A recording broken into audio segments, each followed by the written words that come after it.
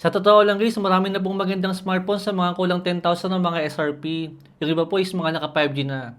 Yung iba mga nakapokus po sa may display. Yung iba naman is nakapokus sa pang gaming. Yung mayroong trigger button. At yung iba guys is mataas po yung battery. Pero bukod tangi po si Tecno is na nagpo-focus po sa mga camera ng smartphone nila. Dahil nga po sa around 8,000 na presyo na to, marami po itong tatalunin na smartphone guys. Pagdating po sa kanyang camera. Dahil meron po siyang flagship level na camera para sa isang budget phone lang po ngayon. Dahil itong camera sensor po ng Tecno Camon 40 4G, ay same camera sensor po yan ng Tecno Camon 40 Pro 5G na mas mahal po sa kanya.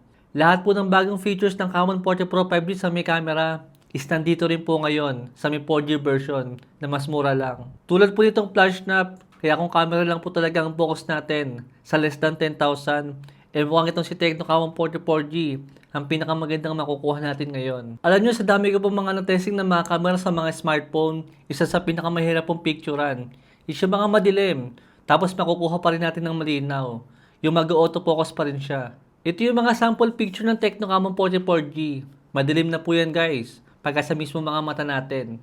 Pero pagka pinicturean dito guys, bigla po siyang lilinaw. Saka naka-default na po sa kanya yung AI camera. Kaya kahit po hindi nakaselect yung night mode natin dito, iskusa po siya mag-activate sa may night mode. Grabe, napakahirap kaya mag-autofocus ang isang camera pagka po madilim. Lalo po dito sa mga smartphone.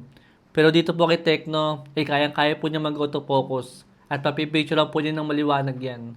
Makikits nyo ako guys kung susubukan nyo po mag-picture ng madilim dyan sa smartphone na gamit nyo ngayon. Pero syempre dapat yung kalabel lang po ng smartphone na to para po maging fair sa kanila. Tingnan nyo po yung kakalabasan kung magiging malinaw pa rin po siya.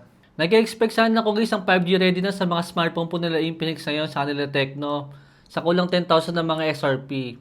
Ang kaso naka 4G pa rin po sila.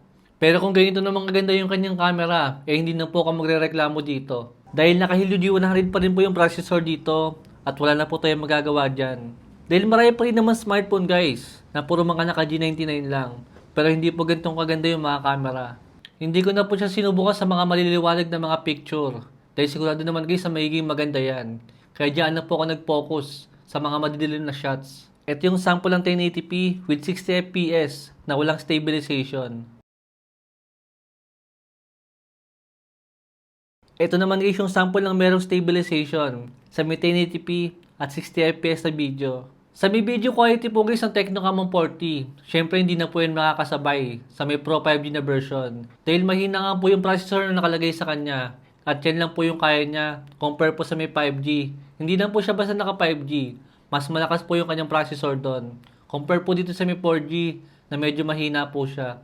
Kaya yan lang din guys, yung capable niya sa may camera niya. Pero kung more on picture ko lang naman guys, maganda na po yan. Lalo po sa may ganyang presyo ngayon. Saka lahat po ng AI features ng Pro version at ng Premiere is nandito rin po sa may 4G version. Saka yung additional na button dito guys, is meron din po siya dyan. Kumbaga ang lamang lang po ng Pro 5G dito, sa may regular version po ng Camon 40, is yung kanyang display na merong AMOLED curved display. Saka po yung mas malakas sa processor. Saka po yung extra ultra wide sa kanyang camera. Pero overall, is same na po sila. Pero majority po ng mga specs at mga features po sa may camera, is same na po sila dyan. Itong display po niya is meron po siyang 6.78 inches na merong AMOLED 120Hz sa refresh rate with Panda King Glass protection. Itong display po ni Tecno is almost bezel-less na rin po yan. Naka-Android 15 po siya with up to 3 years na Android update.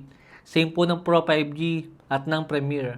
Itong Helio G100 na processor guys, ito yung quick gameplay natin sa may Delta Force. Recommended settings lang po yan, pero okay pa rin po yung gameplay natin. Good news yan para sa mga naka-Helio G99 at G100 na smartphone. Dahil kaya pa rin po niyang Delta Force na malaro po ng smooth.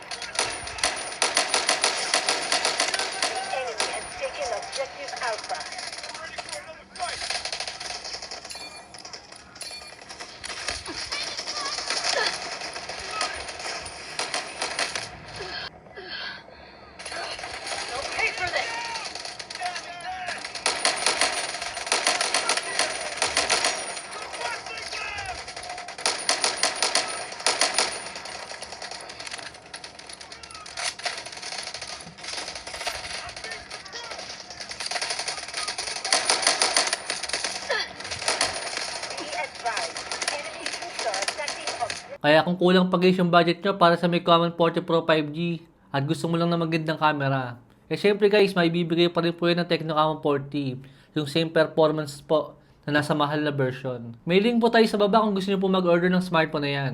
Thanks for watching.